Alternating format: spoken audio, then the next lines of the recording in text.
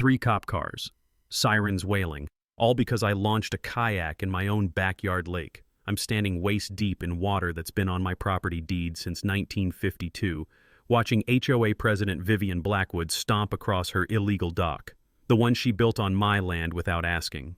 She's jabbing her manicured finger at me like I'm public enemy number 1, shrieking to the officers, "Arrest him! He's destroying our community waterway!" The smell of diesel exhaust from the squad cars mixed with her expensive perfume made my stomach turn. But I just smiled, held up my laminated property deed, and said loud enough for everyone to hear, "Officers, this is my lake. She built that dock 47 feet onto my property without permission. Who exactly is the criminal here?" Vivian's face went from spray tan orange to beet red in 2 seconds flat. Little did she know, I had evidence that would send her to federal prison. What would you do if Karen called the cops on you for using your own property? Tell me in the comments where you're watching from. I guarantee your HOA nightmare doesn't end with FBI raids. Let me back up and tell you how this whole mess started. My name's Garrett Hawthorne, 52-year-old retired telecommunications engineer who thought he'd found paradise in Texas Hill Country. After my wife Sarah beat cancer in 2019, we decided life was too short for Dallas traffic, so we bought 47 acres in Willowbrook Estates, including a pristine 12-acre spring-fed lake that's been on this property since 1952. Every morning I'd sit on my weathered dock with coffee that tasted like liquid peace, listening to loons call across water while the earthy smell of morning mist mixed with cedar smoke from our fireplace. The satisfying crunch of gravel under my boots as I walked our private road became my daily meditation after nearly losing everything to cancer. But paradise has a way of attracting parasites. When we bought in 2019, we were surrounded by working ranches. Then some hotshot Austin developer decided this area needed upscale residential living and started throwing up McMansions faster than you could say property values. Here's where it gets interesting. He marketed these lots with exclusive lake access rights to my lake without ever asking me. Having spent decades dealing with telecommunications contracts, I knew something smelled fishier than week-old catfish. Sure enough, when I pulled the original development paperwork, there wasn't a single legal document granting lake access to anyone. The developer had basically sold rights he never owned, banking on the fact that most people don't dig into the fine print. In 2021, they formed the Willowbrook Estates HOA. I never joined, never signed anything because my property deed predated their subdivision by 70 years. Here's something most folks don't know. In Texas, if your land was never platted into a subdivision, no HOA can claim authority over it, period. I'd learned that little gem from a neighbor back in Dallas who'd fought off a similar land grab. Enter our villain, Vivian Blackwood, a 58-year-old Connecticut transplant who moved here to bring civilized standards to us backwards Texas folk. Picture a real estate agent with perfectly manicured nails sharp enough to perform surgery, driving a spotless white BMW X5, always dressed like she's heading to foreclose on an orphanage. The woman wore expensive perfume that couldn't mask the overwhelming stench of entitlement rolling off her in toxic waves. Our first encounter was when she showed up uninvited at my front door. Not unusual in Texas, except most neighbors bring casserole, not condescension. She marched up my porch steps with the confidence of someone who'd never been told no in her entire privileged life. "I'm here to discuss community compliance standards," she announced like she was doing me a favor. "I'm sure you understand the importance of maintaining property values. We simply can't have rustic elements disrupting the neighborhood aesthetic." Rustic elements. She meant my 130-year-old barn that was probably older than her entire family tree. I politely explained that I wasn't part of her HOA and had no intention of joining. She smiled like a great white shark that had just spotted a wounded seal. "We'll see about that, Mr. Hawthorne."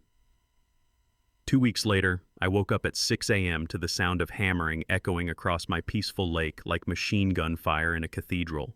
Through the fog, I could see contractor trucks parked on my shoreline, building a massive composite dock with benches and railings. The diesel exhaust mixed with sawdust created a nauseating cocktail that burned my nostrils as I marched down there in my pajamas, feeling the cold dew soak through my slippers. "What the hell are you doing?" I asked the contractor, a decent guy named Pete who looked about as comfortable as a long-tailed cat in a room full of rocking chairs. When I showed him my survey stakes, his face went pale. "This is private property, isn't it?" Before I could answer, Vivian swooped in like a vulture on fresh roadkill, her heels clicking against the dock planks like a metronome counting down to war. She claimed prescriptive easement and community good, while I stood there realizing that this Connecticut Karen had just declared war on the wrong Texas rancher. Vivian didn't waste time turning up the heat. Within 48 hours of our dock confrontation, she filed a formal complaint with the county sheriff claiming my kayak violated waterway safety regulations. I'm talking about a single-person kayak on a private lake, folks. The same kind of dangerous watercraft you see soccer moms paddling at summer camp. But Vivian had bigger plans than just harassing me about boat safety. She started her propaganda campaign with military precision. Glossy flyers appeared in every mailbox featuring staged photos of children looking heartbroken next to danger, unauthorized boating signs she'd planted around my lake. The headline screamed, "Unsafe boating practices threaten our children's lives," in blood-red letters. The smell of fresh ink and manufactured outrage wafted from mailboxes throughout Willowbrook Estates like toxic perfume. Then she took it digital, posting on the neighborhood Facebook group with dramatic captions about reckless endangerment and community safety concerns. Reading those posts, you'd think I was running demolition derby boat races through a preschool playground. That's when I decided to fight fire with facts.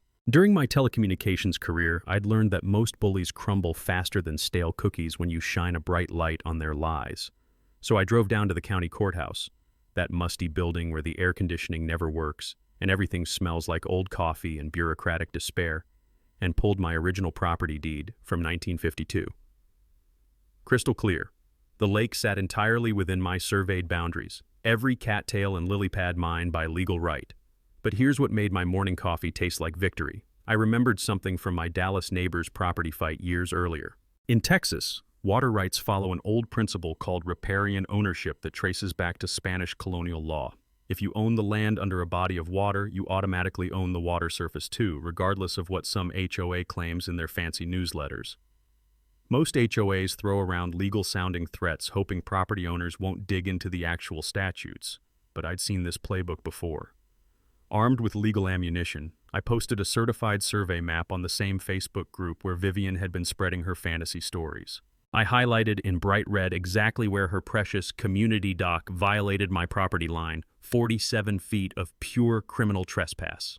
The comments section exploded faster than a shaken soda can. Then I filed my own complaint with the sheriff's office for criminal trespassing against the HOA, complete with photographs and GPS coordinates. The sound of Vivian's confidence cracking was almost audible, like thin ice breaking under heavy boots. Her reaction was swift and nuclear. She called an emergency HOA meeting so fast you'd think the neighborhood was under alien invasion. The community center reeked of nervous sweat, cheap folding chairs, and the distinct aroma of panic as she stood before her audience of concerned homeowners. Vivian gestured dramatically like she was auditioning for a daytime soap opera, her perfectly manicured nails catching the fluorescent lights as she painted me as the villain in her twisted narrative. "Mr. Hawthorne is displaying hostile behavior toward our community values," she declared, her voice dripping with the kind of righteous indignation that makes your skin crawl like fire ants. "He's trying to monopolize a natural resource that rightfully benefits everyone in our beautiful neighborhood." Then came her masterpiece of delusion that left me speechless. She proposed charging me a $500 monthly lake access fee for the privilege of using my own property. Let that marinate in your brain for a second. She wanted me to pay rent on land my family had owned for 3 years. When several reasonable neighbors pointed out the obvious legal problems with extorting property owners, Vivian's face flushed red as a stop sign. "If certain individuals won't cooperate voluntarily, we'll pursue every legal remedy available to protect our community rights." That night, everything changed. I was settling into my evening routine when I noticed an envelope slipped under my front door. No postmark, no return address, just expensive paper that felt important between my fingers. Inside was a newspaper clipping that made my blood turn to ice water, a photo of a younger Vivian Blackwood being escorted from a Connecticut courthouse in handcuffs. The headline read, "HOA President Charged with Embezzlement, Property Fraud." The accompanying note was brief but devastating. "She's done this before. 3 times. Check Hartford Courant Archives 2016-2019. You're not her first victim. Someone who knows." I spent the rest of that night with my laptop and increasingly strong coffee, digging through Connecticut public records like a detective solving a cold case. What I found was a criminal pattern that would make any prosecutor's heart sing. 3 different HOAs, 3 different corruption scandals, all starring our beloved Vivian in leading roles, embezzlement charges, harassment lawsuits, ethics violations, real estate license suspension. This woman had a rap sheet longer than my grocery list during a hurricane. The mini twist that changed everything? She'd fled Connecticut just ahead of federal fraud charges and was operating in Texas under a provisional real estate license that required supervision. Suddenly, her desperate need to control property and extract money made perfect sense. Armed with Vivian's criminal history, I thought I had the upper hand. Big mistake. This woman didn't survive 3 HOA scams in Connecticut by folding at the first sign of resistance. Within a week of my Facebook post exposing her illegal dock, she launched a counterattack that would have impressed a Pentagon strategist. The harassment escalated to stalker levels, when a greasy private investigator started following me around town like a lovesick teenager. I first spotted him parked outside Miller's feed store, camera lens glinting in the afternoon sun while chain-smoking cigarettes that made the air smell like an ashtray soaked in desperation. The man had all the subtlety of a neon sign advertising his incompetence. When I walked over and tapped on his Honda Civic's window, he nearly launched into orbit before peeling out faster than a guilty conscience. But Vivian's real masterstroke was filing an environmental complaint with Texas Parks and Wildlife, claiming my kayak launches were destroying sensitive aquatic ecosystems and threatening protected wetland habitats. The irony burned like acid. This from the woman who'd driven construction equipment across pristine shoreline to build her illegal dock. She was essentially accusing me of environmental terrorism for paddling a kayak on my own lake. That's when my past came in handy. Years ago, during a cell tower project in East Texas, I'd learned that environmental agencies don't just take complaints at face value. They require actual scientific evidence of damage. Remembering that expansive lesson about regulatory compliance documentation, I spent the next morning turning my property into a field research station. Digital photos of pristine lake conditions, water quality measurements that would make a chemist jealous, wildlife population counts, and pH readings that proved this ecosystem was healthier than most municipal water supplies. The private investigator's mission backfired in spectacular fashion. Instead of finding dirt on me, he apparently discovered more than he bargained for about his client.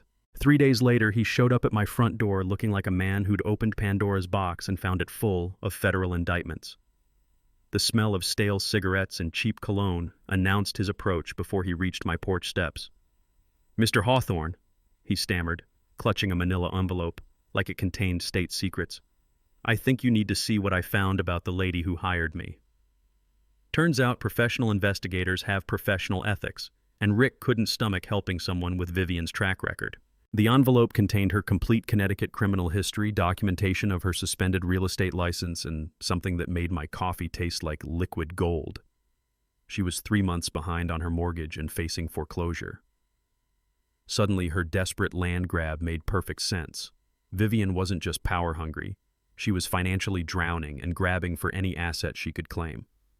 Controlling community amenities would boost her real estate commissions while giving her leverage over neighborhood property values. It was a classic con artist move. Create the problem, then charge people to solve it. My counterstrike was swift and merciless. I filed a formal complaint with the county planning department, armed with surveyor documentation that proved her dock violated every regulation from setback requirements to environmental protection statutes. Then I contacted Texas Parks and Wildlife myself, providing them with actual scientific data instead of Vivian's fantasy accusations. The taste of irony was sweeter than grandmother's peach cobbler. The environmental inspection results were devastating for Vivian's credibility. Janet, a no-nonsense Parks and Wildlife officer who looked like she could wrestle alligators for fun, took one look at the illegal dock and started writing citations faster than a traffic cop during rush hour. Her clipboard pages flipped with the sound of justice being served as she documented violations of wetland protection laws, unauthorized construction in sensitive habitats, and illegal modification of natural water systems. When the environmental citations arrived by certified mail, Vivian's desperation reached new heights. She tried claiming the dock was grandfathered because it predated current regulations, a lie so brazen it would have made a snake oil salesman blush. I had time-stamped photos of the construction from 3 months earlier, plus contractor receipts that proved she was fabricating history faster than a politician during election season. The mini twist that sealed her fate came from technology she never saw coming. Those trail cameras I'd installed to document trespassing captured something better than I'd hoped. Vivian and 3 HOA board members having a late-night strategy session on the illegal dock itself. The infrared footage was crystal clear. 4 people drinking wine, laughing, and planning their next assault on my property rights while literally standing on stolen land. The sound of wine glasses clinking in celebration of their crimes was recorded in high-definition audio that would make any prosecutor's heart sing. Watching that footage, with Vivian toasting her illegal structure while plotting to destroy me, I realized this wasn't just about a dock anymore. This was about a serial criminal who'd found a new hunting ground and thought Texas ranchers would be easier prey than Connecticut suburbanites. She was about to learn why that assumption would become her biggest mistake. With smoking gun footage of Vivian's criminal planning session, I thought surely she'd retreat with whatever dignity remained. Instead, she doubled down harder than a desperate gambler betting the house on a losing hand. The woman had clearly crossed from persistent to completely unhinged, and she was about to prove that cornered criminals fight dirtiest when they're closest to exposure. Her media blitz was pure theater. Vivian contacted Channel 8 News with a tearjerker about a dangerous recluse terrorizing peaceful families. She staged a photo op worthy of a political campaign, positioning herself with 3 neighborhood children at the edge of their lake while pointing sadly at the water they were supposedly being denied. The smell of manufactured outrage hung thicker than humidity as cameras rolled. The morning news segment painted me as some kind of hermit Howard Hughes hoarding natural resources from innocent children who just wanted to swim and fish in their neighborhood paradise. But desperation makes people sloppy, and Vivian's carefully constructed lies started crumbling during the live interview. When the reporter asked about construction permits for the community dock, she delivered a whopper that would have made Pinocchio jealous. Of course, we have all necessary permits and legal approvals. The lie flowed smoother than honey, but I was recording every word from my kitchen window, already planning her downfall. My counterstrike drew from hard-learned lessons about crisis management. Years earlier, I'd watched a colleague get destroyed by false accusations because he tried fighting media with emotion instead of evidence. That expensive education taught me that documentation beats desperation every time. So I assembled an evidence package that would make any prosecutor weep with joy. Time-stamped construction photos, blank permit records, environmental studies, property surveys, and those gorgeous infrared recordings of Vivian's wine-soaked confession sessions. When Channel 8's investigative reporter called for my side of the story, I didn't just give a quote. I invited them for an exclusive interview with full documentation spread across my kitchen table like evidence in a murder trial. The morning sun streaming through my windows illuminated documents that would expose every lie Vivian had told. "Here's the real story," I said, producing survey maps that showed her dock's blatant property violation. "And here's video of them admitting they knew it was illegal." The follow-up news segment was journalistic poetry in motion. The reporter ambushed Vivian outside her pristine BMW, and watching her composure shatter was more satisfying than Christmas morning. "You stated on camera that you had proper permits," the reporter pressed, shoving the microphone forward like a truth-seeking missile. "But county records show 0 permit applications were ever filed." Vivian's public meltdown was spectacular entertainment. Her face cycled through more colors than a kaleidoscope, spray tan orange morphing to embarrassed pink, then exploding into furious crimson, while she screamed about biased journalism and conspiracy harassment. The crown jewel moment came when rage made her forget her script. "We didn't need his permission for community improvements. Individual property rights can't override collective neighborhood needs." The reporter's eyebrows shot skyward so fast they nearly achieved escape velocity. That footage spread through social media faster than wildfire through dry grass. Comments poured in from neighbors, sharing their own Vivian horror stories, property owners warning about similar HOA schemes, and legal experts pointing out the obvious criminal violations. Public opinion shifted like a landslide, burying Vivian's credibility under an avalanche of documented facts. The environmental violations kept mounting like interest on unpaid debt. Janet from Parks and Wildlife returned with a full scientific team, including a hydrologist whose expression grew darker with each measurement. The dock wasn't just trespassing, it was actively destroying protected salamander breeding grounds that had thrived undisturbed for generations. Each new violation carried escalating fines that pushed Vivian deeper into financial quicksand. Her final desperate gambit was a restraining order hearing built on manufactured evidence and Academy Award-worthy tears. The courtroom reeked of old wood polish and nervous perspiration as her attorney presented screenshots of my Facebook posts as proof of intimidation, conveniently editing out the parts where I simply stated legal facts about property ownership. Vivian dabbed her eyes with tissues while claiming I'd threatened her safety, but Judge Martinez had seen enough HOA theater to spot bad acting. "Ma'am," he said with the patience of a saint addressing a tantrum, "posting property surveys on social media constitutes transparency, not harassment. Based on this evidence, you appear to be the one engaging in criminal trespassing." The case was dismissed with prejudice, slamming the door on any future frivolous filings. The mini-twist that ended this circus came as we walked out of the courthouse. Vivian was screaming at her attorney about appeals and federal intervention when a process server in a wrinkled suit approached with an envelope that would change everything. "Ms. Blackwood, you've been served." The subpoena from the Texas Real Estate Commission was formal notification that her provisional license was under investigation for multiple ethics violations, complaints that had been building while she focused on harassing me.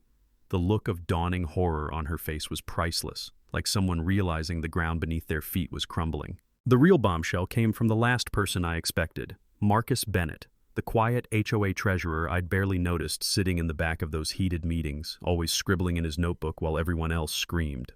I should have recognized the signs. During my corporate days, I'd learned that the accountants who stay silent during fraud meetings are usually the ones documenting evidence for the inevitable reckoning. 3 days after Vivian's courthouse humiliation, I found a note tucked under my windshield wiper that would shatter everything. "Coffee tomorrow, 9 a.m., Ruby's Diner. Come alone. I know about the money trail. M." The smell of bacon grease mixed with industrial-strength coffee hit me like a wall when I walked into Ruby's the next morning. Marcus sat hunched in a corner booth, looking like a man who'd been carrying nuclear secrets for too long. His hands trembled as he slid a thick manila folder across the cracked Formica table, and sweat beaded on his forehead despite air conditioning that could freeze meat. The weight of that folder in my hands felt heavier than lead. "I'm a CPA," he whispered, glancing around like federal agents might be listening. "Been HOA treasurer for 2 years, and I should have blown the whistle months ago." And the folder exploded my understanding of Vivian's operation. This wasn't just harassment, it was organized crime disguised as community management. Bank statements, forged invoices, and financial records painted a picture of systematic theft that made my engineering brain reel with the calculated precision of it all. Vivian had embezzled $47,000 from the HOA Legal Defense Fund through a scheme so audacious it bordered on genius. Fake invoices for legal services that never existed, all payable to Blackwood and Associates Legal Consulting, which Marcus had discovered was her ex-husband's defunct Connecticut firm that had been dissolved 3 years earlier. Every dollar supposedly spent fighting my frivolous property claims had actually funded her mortgage payments and luxury lifestyle. "Look at these dates," Marcus said, his voice gaining strength as truth poured out like water through a burst dam. "Every manufactured crisis with homeowners triggers expensive legal consultation fees that go straight to her personal account." The taste of rage filled my mouth as I realized the elegant simplicity of her con. She created conflicts, claimed the HOA needed expensive legal help, then paid herself to solve problems she'd invented. It was like an arsonist running the fire department and billing for every emergency call. But the Connecticut records Marcus had uncovered revealed something even more chilling. This was Vivian's 4th HOA embezzlement scheme in 6 years. Same playbook every time. Infiltrate established communities, get elected to leadership, manufacture expensive property disputes, then drain the legal defense fund through fake consulting fees. Each previous operation had netted between $40,000 and $90,000 before she'd disappear ahead of investigations. She was basically a serial killer, except instead of bodies, she left behind bankrupt communities and destroyed property values. The conspiracy web included 3 other board members getting kickbacks for rubber stamping fraudulent invoices. Marcus showed me canceled checks proving the HOA secretary, architectural review chairman, and former president were all receiving monthly consulting fees for approving Vivian's manufactured legal expenses. They'd transformed the entire HOA into a criminal enterprise that existed solely to steal from the families they were supposed to protect. Here's what really burned. I remembered learning about fiduciary duty during a corporate compliance seminar years ago. HOA board members are legally required to act in their community's best interest, not their own. Violating that trust isn't just unethical. It's criminal breach of fiduciary responsibility that can trigger federal RICO charges when it involves interstate fraud patterns like Vivian's operation. The moral weight crushed down on me like a collapsed building. Exposing this conspiracy would send multiple people to federal prison, but it would also devastate innocent families who'd invested everything in their dream homes, believing they were joining a legitimate community. The next 48 hours turned my dining room into something that looked like a cross between a law office and a crime scene investigation unit. Marcus, my attorney Dolores Crane, and I spread evidence across my oak table while the smell of strong coffee mixed with the intoxicating aroma of impending justice. Legal documents covered every surface like battle plans for storming a fortress, except our fortress was built of lies and our ammunition was cold, hard evidence. Dolores had been my go-to attorney since my telecommunications days, a razor-sharp woman who could spot legal vulnerabilities like a hawk spotting field mice. She examined Marcus's financial evidence with the focused intensity of a surgeon performing brain surgery. "This isn't just local embezzlement," she said, tapping her red pen against bank statements like a conductor keeping time. "We're looking at federal mail fraud, wire fraud, and conspiracy charges. If we can prove the interstate pattern, this becomes a RICO case." Years ago, during a corporate compliance nightmare involving FCC violations, I'd learned that federal agencies don't just investigate crimes, they demolish entire criminal enterprises when they find organized patterns. Vivian's multi-state scheme fit that profile perfectly, which meant we weren't just fighting a neighborhood Karen, we were helping federal prosecutors build a case against an interstate fraud operation. Our strategy had to hit from multiple directions simultaneously, like a coordinated military assault. Marcus would file criminal complaints with both state and federal authorities, triggering investigations that would freeze assets and prevent evidence destruction. I'd pursue civil litigation for trespassing and property damage, while environmental agencies would handle the ecological violations. The beauty of this approach was overwhelming their ability to respond. They couldn't fight battles on 4 fronts simultaneously. The technical preparation required the same precision I'd used managing complex network installations. We hired a licensed surveyor to create official boundary documentation, an environmental scientist to assess ecosystem damage, and a forensic accountant to trace every stolen dollar through the financial labyrinth Marcus had uncovered. Each expert would provide bulletproof testimony that could survive cross-examination from the most expensive defense attorneys money could buy. Building community support meant performing a delicate balancing act between justice and discretion. We couldn't alert Vivian's criminal allies before striking, but we needed to shield innocent homeowners from the financial devastation that would follow her exposure.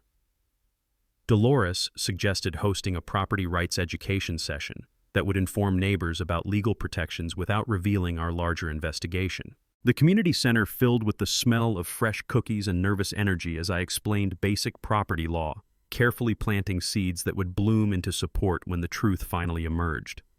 Marcus proved to be our secret weapon, methodically documenting every fraudulent transaction with the obsessive attention to detail that makes accountants such devastating witnesses in financial crimes. He'd been secretly copying board meeting minutes, email correspondence, and bank records that proved deliberate criminal intent. Having an inside source with legitimate access to HOA financial records was like having a spy in enemy headquarters, invaluable and nearly impossible to discredit. The media strategy drew from hard lessons I'd learned during telecommunications crisis management. In corporate America, I'd watched good companies get destroyed by bad publicity, while criminal enterprises survived through superior narrative control. The key was releasing information faster and more completely than opponents could respond, backed by overwhelming documentation that made denial impossible. We prepared evidence packages for investigative reporters that would turn complex financial fraud into compelling human interest stories. Our environmental restoration plan served dual purposes: legal leverage and positive publicity. Working with Texas Parks and Wildlife, we developed a habitat recovery project that would transform illegal dock removal into a conservation success story. The protected salamander population could be restored, native plant communities could flourish again, and the entire project would generate positive media coverage instead of just scandal reporting. Nothing beats bad press like good environmental stewardship, Personal preparation meant steeling myself for the character assassination that inevitably follows exposing powerful criminals.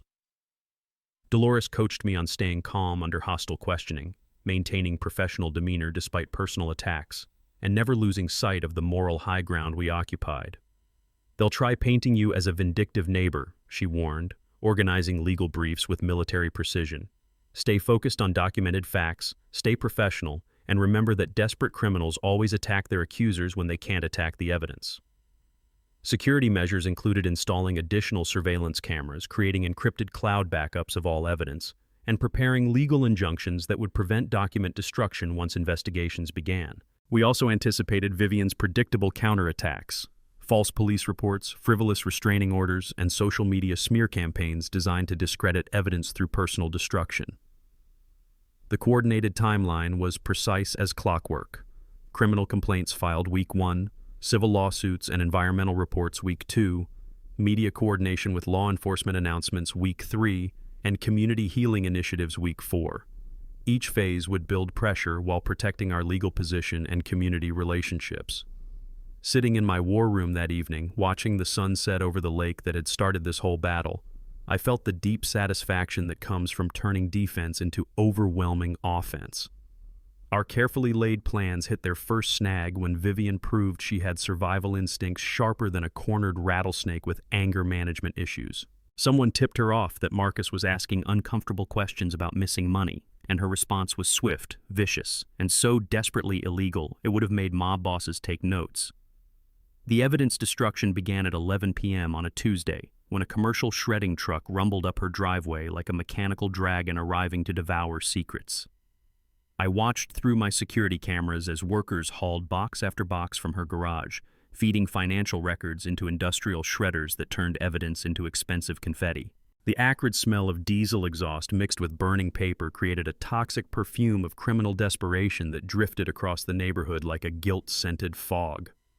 But Vivian's panic manifested in even more brazen ways that revealed just how little she understood about federal investigations. She hired contractors to reinforce the illegal dock with massive concrete footings, claiming it was for public safety improvements.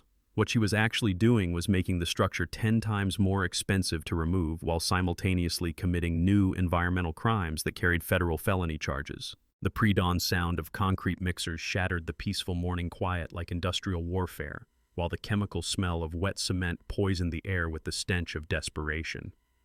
Her character assassination campaign against Marcus crossed every line of decency and legality. Anonymous flyers materialized in mailboxes overnight, accusing him of embezzling HOA funds, a projection so brazen it would have been hilarious if it wasn't destroying a good man's reputation. The flyers claimed Marcus was conspiring with me to frame innocent community leaders while stealing community assets for personal gain. Social media bot accounts amplified identical messages about his suspicious financial behavior and anti-American agenda, because apparently defending property rights now made you unpatriotic. The harassment escalated to felony intimidation when Marcus's family started receiving midnight phone calls featuring heavy breathing, hang-ups, and whispered threats about keeping your accountant mouth shut, or else. His teenage daughter stopped sleeping through the night, while his wife jumped every time the phone rang. During my corporate days, I'd learned that witness intimidation is one of the fastest ways to turn a white-collar investigation into a federal racketeering case, but Vivian was too panicked to remember that basic criminal law principle. Meanwhile, her smear campaign against me reached levels of creativity that would have impressed propaganda ministers. She hired a second private investigator, this one with fewer ethical constraints than a used car salesman, to manufacture scandals when real dirt couldn't be found. When that failed, she orchestrated social media attacks painting me as an unstable recluse with dangerous antisocial tendencies who posed a clear and present danger to community safety. Apparently, wanting to use your own lake made you a domestic terrorist. The environmental sabotage reached peak criminal stupidity when Janet from Parks and Wildlife discovered fresh concrete poured directly over protected salamander breeding habitat during their spawning season. This wasn't just trespassing anymore, it was deliberate destruction of endangered species habitat that carried automatic federal felony charges with mandatory minimum sentences. The smell of ecological destruction hung over the water like a toxic cloud while Vivian's contractors worked around the clock to make their crimes as permanent as possible. But here's where Vivian's desperation started working against her in spectacular fashion. Panic makes people stupid, and stupid criminals create evidence faster than CSI techs can catalog it. Her frantic cover-up attempts were generating new crimes that were easier to prove than the original embezzlement. Federal prosecutors absolutely love obstruction of justice charges because they're straightforward, carry serious prison time, and don't require complex financial analysis to explain to juries. Marcus proved tougher than Vivian anticipated, demonstrating the kind of moral backbone that accountants develop after years of catching other people's lies. Instead of backing down under criminal intimidation, he contacted the FBI directly and reported the harassment campaign, instantly transforming himself into a protected federal witness. His family was quietly relocated while agents documented witness tampering charges that could add 20 years to Vivian's eventual sentence. The mini twist that sealed her fate came from the most unexpected source, her own paranoid security measures. Convinced that federal agents were monitoring her communications, Vivian started using encrypted messaging apps to coordinate with her criminal co-conspirators. But like most amateur criminals, she forgot the basic rule about digital evidence. Phones automatically back up everything to cloud storage that forensic investigators can access with proper warrants. Her encrypted messages were a federal prosecutor's Christmas morning. Explicit discussions about destroying evidence, coordinating false testimony, and eliminating the accountant problem before the feds get serious. One message was particularly damning. Marcus knows too much. Need permanent solution before subpoenas arrive. You know people who handle problems. That text alone would add conspiracy to commit violence charges to her growing federal indictment. The delicious irony was watching someone dig their own legal grave deeper with every desperate shovel of additional crimes. In trying to hide embezzlement, she'd committed obstruction. In trying to silence witnesses, she'd committed intimidation. In trying to make her dock permanent, she'd destroyed endangered species habitat. Just when I thought Vivian had reached peak desperation, she managed to find another gear that launched her straight into federal law enforcement's crosshairs. The FBI Financial Crimes Unit had been quietly building their case for weeks, following the money trail Marcus had provided like bloodhounds tracking a scent through a swamp. But Vivian's latest moves weren't just criminal. They were so spectacularly stupid they practically gift-wrapped federal charges with a bow. The morning everything changed started with sirens wailing through our peaceful neighborhood like banshees announcing Judgment Day. 3 black SUVs with federal plates surrounded Vivian's house while she was trying to flee to Dallas with 2 suitcases and $180,000 in cash stuffed into designer luggage. The smell of burnt rubber from her BMW's tires mixed with the acrid scent of federal justice as agents intercepted her at the neighborhood entrance. Watching through binoculars from my deck, I could see her gesticulating wildly while agents calmly placed her in handcuffs, her perfect manicure finally meeting its match. The cash seizure was beautiful to witness. Federal agents don't just arrest people with suitcases full of money. They photograph every bill, catalog every denomination, and trace every serial number back to its source. Vivian's claim that it was an emergency HOA fund for community improvements sounded ridiculous even by her standards, especially since Marcus had already provided bank records showing exactly which accounts she'd emptied to fund her escape attempt. But the federal investigation had expanded beyond our little neighborhood drama into something that would make headlines from Austin to Connecticut. FBI financial analysts had connected Vivian's Texas operation to similar schemes in 3 other states, revealing a pattern of interstate fraud that triggered RICO charges carrying life imprisonment. Her amateur hour embezzlement had accidentally exposed a multi-state criminal enterprise that had been flying under federal radar for years. The media circus that followed was everything I could have hoped for and more. National news trucks lined our quiet country road like some kind of journalistic convoy, their satellite dishes reaching toward the sky like technological prayers for sensational content. The smell of diesel exhaust from news vans mixed with the morning coffee reporters consumed while waiting for developments in what CNN dubbed the Lake Wars fraud conspiracy. Local Channel 8 ran a 3-part expose that destroyed whatever remained of Vivian's credibility with the surgical precision of a pathologist performing an autopsy. The investigative reporter who'd initially fallen for her sob story about community lake access now presented damning evidence with the zeal of someone making professional amends. Hidden camera footage showed Vivian coaching other board members on how to lie to authorities, creating additional conspiracy charges that prosecutors would use to pressure plea bargains from her co-conspirators. Community healing began almost immediately as the truth spread through Willowbrook Estates like sunshine melting winter ice. Neighbors who'd supported Vivian's anti-Garrett campaign suddenly discovered they'd been manipulated by a career criminal who'd stolen their money while claiming to protect their interests. The neighborhood Facebook group exploded with apologies, support messages, and shared stories of Vivian's suspicious behavior that people had ignored or rationalized away. Property values, which had started declining due to the manufactured legal uncertainty, rebounded faster than a rubber ball on concrete. Real estate agents confirmed that buyers were actually attracted to a neighborhood where criminal HOA leadership had been exposed and eliminated, viewing it as evidence of strong community oversight and legal protection. The irony was delicious.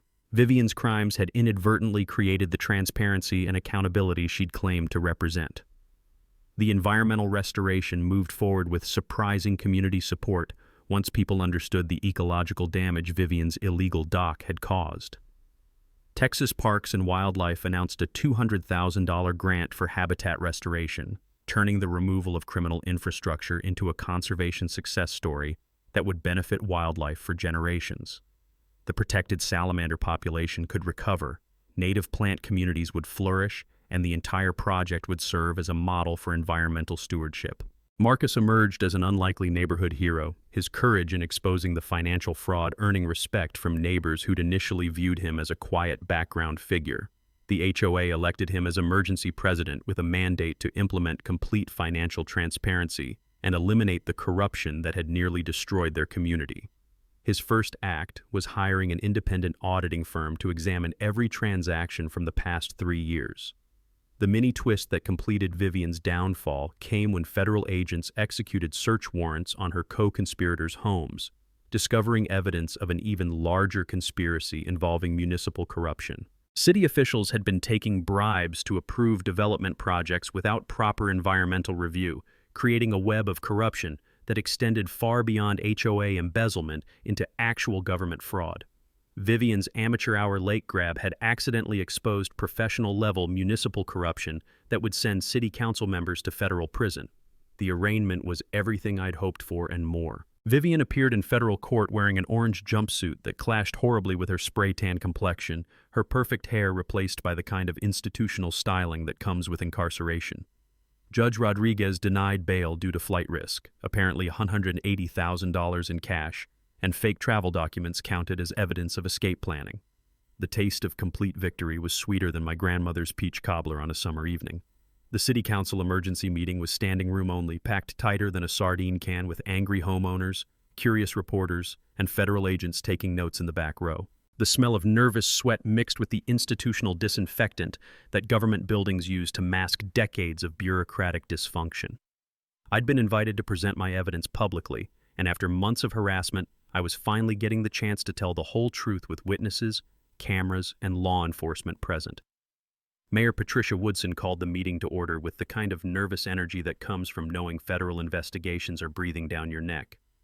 We're here tonight to address concerns about property rights, environmental violations, and alleged financial irregularities in the Willowbrook Estates HOA. The word alleged hung in the air like a bad smell, because everyone in that room knew the evidence was overwhelming. When they called my name, I walked to the podium carrying a folder thick enough to stop bullets and containing enough documentation to bury a criminal enterprise. The room fell silent except for the clicking of camera shutters and the gentle hum of recording equipment. "Ladies and gentlemen," I began, my voice carrying the confidence that comes from being absolutely, completely right, "I'm here to tell you about the largest HOA fraud scheme in Texas history. The first bombshell was the time-lapse video showing construction of the illegal dock, projected onto screens large enough for everyone to see crystal-clear evidence of criminal trespassing. You could hear gasps ripple through the audience as the footage showed contractors building on my property without permission, permits, or environmental review. This dock was built 47 feet onto my private land," I explained, laser pointer highlighting the obvious property violations. "Every nail, every board, every concrete footing is criminal trespassing." But the financial evidence was what really electrified the room. Marcus had prepared simplified charts showing how $47,000 in HOA funds had been stolen through fake legal invoices, with money flowing directly into Vivian's personal accounts. The numbers were displayed in red on white backgrounds, making the theft impossible to ignore or rationalize away. "Your neighbors didn't just lose their legal defense fund," I said, watching faces in the audience cycle through shock, anger, and betrayal. "They were paying to be defrauded by the people they trusted to protect their community." The environmental violations brought gasps of genuine horror from the audience. Janet from Parks and Wildlife presented photographs showing concrete poured directly over protected salamander breeding habitat during spawning season, accompanied by footage of endangered species fleeing their destroyed homes. "This isn't just property crime," she explained with scientific authority. "This is deliberate destruction of irreplaceable ecological resources that took centuries to develop." FBI agent Rodriguez stepped forward to explain the federal charges, and the room's energy shifted from local outrage to national significance. "We're dealing with interstate fraud conspiracy involving at least 4 states and potentially dozens of victims," he announced, his voice carrying the weight of federal authority. "This investigation has revealed corruption extending into municipal government, with evidence of bribery and permit fraud that reaches the highest levels of local administration." That's when I delivered the mic drop moment that would be replayed on news broadcasts for weeks. Looking directly into the camera lenses pointed at me like digital truth-seeking missiles, I said, "Vivian Blackwood thought she could steal from hardworking families, destroy protected wildlife habitat, and intimidate honest people into silence. She was wrong. In Texas, we believe in property rights, environmental protection, and holding criminals accountable. Today, federal justice proves that no one is above the law." The courtroom erupted in sustained applause that lasted nearly 3 minutes, with people rising from their seats in a standing ovation that felt like justice finally being served. The sound of clapping hands mixed with emotional cheers from families who'd been victimized by Vivian's schemes, creating a symphony of vindication that made my heart soar like an eagle riding thermal currents. Media questions came fast and pointed, but I was ready for everyone. When asked about the environmental restoration, I announced that the illegal dock would be professionally removed within 30 days, with habitat restoration funded by asset forfeiture from Vivian's criminal proceeds. When asked about protecting other communities from similar fraud, I revealed that our evidence package was being distributed to HOA oversight agencies in 12 states, potentially helping hundreds of other victims seek justice. The prosecutor's announcement of specific charges was the final nail in Vivian's legal coffin.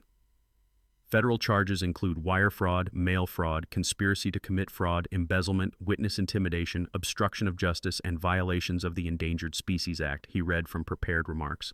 If convicted on all counts, the defendant faces up to 45 years in federal prison, plus complete asset forfeiture and restitution to victims. Mayor Woodson's closing statement was the cherry on top of our Justice Sunday. The city formally apologizes to Mr. Hawthorne for the harassment he endured and announces a complete review of our permit and environmental oversight procedures to prevent future corruption. The taste of complete vindication was sweeter than anything I'd ever experienced, like drinking liquid satisfaction from the cup of righteousness. 6 months later, I'm sitting on my legally restored dock watching the morning sun paint golden ripples across water that finally belongs to me without question or harassment. The smell of freedom mixed with coffee steam rises from my mug while loons call across the lake like they're celebrating justice served. Vivian Blackwood is serving a 5-year federal sentence in a minimum security prison that's probably nicer than some people's homes. But justice isn't always about harsh punishment. Sometimes it's about stopping criminals before they hurt more innocent people. The community transformation has been remarkable to witness. Marcus leads a completely reformed HOA with transparent financial reporting, monthly public meetings, and a legal defense fund that actually defends homeowners instead of funding criminal schemes. Property values have increased 15% since the corruption was exposed, proving that honesty really is the best policy for maintaining neighborhood appeal. New residents are actually attracted to our community specifically because criminal leadership was identified and eliminated, viewing it as evidence of strong oversight and accountability. The environmental restoration project exceeded every expectation we dared to hope for. Professional removal of the illegal dock revealed ecosystem damage that was extensive but not irreversible, and the protected salamander population has rebounded dramatically since their breeding habitat was restored. Texas Parks and Wildlife designated our lake as a model conservation site, bringing educational tours and positive publicity that transformed our neighborhood from a fraud scandal into an environmental success story. Native plant communities are flourishing along the shoreline where concrete once poisoned the soil. The scholarship fund we established using restitution money from Vivian's asset forfeiture has already helped 3 students pursue legal education with focuses on property rights and environmental law. The first recipient, Maria Santos from nearby Cedar Creek, is studying at UT Austin Law School with plans to specialize in HOA reform and property rights protection. Her goal is preventing other families from experiencing the harassment and financial devastation that nearly destroyed our community. Legal reform impact has spread far beyond our little corner of Texas. The state legislature passed the Willowbrook Transparency Act, requiring HOA financial audits, criminal background checks for board members, and mandatory disclosure of any legal actions against prospective leaders. Federal investigators used our evidence package to expose similar schemes in 12 other states, resulting in 43 additional arrests and millions of dollars recovered for defrauded homeowners. Our case became the template for investigating HOA corruption nationwide. The documentary Lake Wars: How One Man Fought HOA Corruption premiered at the Austin Film Festival and won awards for investigative journalism that exposed systemic problems in community governance. Netflix picked it up for national distribution, bringing our story to millions of viewers who shared their own HOA horror stories in online forums that became support networks for victims of similar fraud. The film's success sparked congressional hearings on HOA reform legislation that could protect homeowners nationwide. Marcus has become something of a local celebrity, speaking at HOA conferences about financial transparency and ethical leadership. His accounting firm now specializes in forensic audits for communities suspecting board corruption, and he's helped recover over $800,000 in stolen funds from various HOA schemes across Central Texas. The quiet treasurer who once sat in the back row of meetings is now a recognized expert on community financial governance. My morning kayak routine has returned to the peaceful meditation it was always meant to be. The water tastes clean again, free from the bitter aftertaste of legal harassment and environmental destruction. Sarah's health continues to improve in our stress-free sanctuary, and our grandchildren visit regularly to learn about wetland conservation and the importance of standing up for what's right. Life has returned to the simple pleasures we originally sought when we moved to these rolling hills. The final twist in our story came last month when I received a letter from a community in Colorado facing identical HOA corruption. They'd seen the documentary and were requesting help fighting their own Vivian Blackwood situation. Sometimes the fight comes to you twice, and apparently my reputation for handling criminal HOAs has spread beyond Texas borders. Marcus and I are planning a consulting trip next month to help them build their case. Because here's what I've learned through this whole ordeal. Property rights are constitutional rights that should never be surrendered to bullies. Environmental protection and individual liberty can coexist beautifully, and one person's courage to stand up for truth can transform an entire community for the better. Drop a comment about your worst HOA nightmare. I guarantee someone reading this is dealing with similar corruption right now. Share this story with anyone facing property rights abuse. Subscribe for more justice-served content and hit that notification bell because you won't want to miss what's coming next.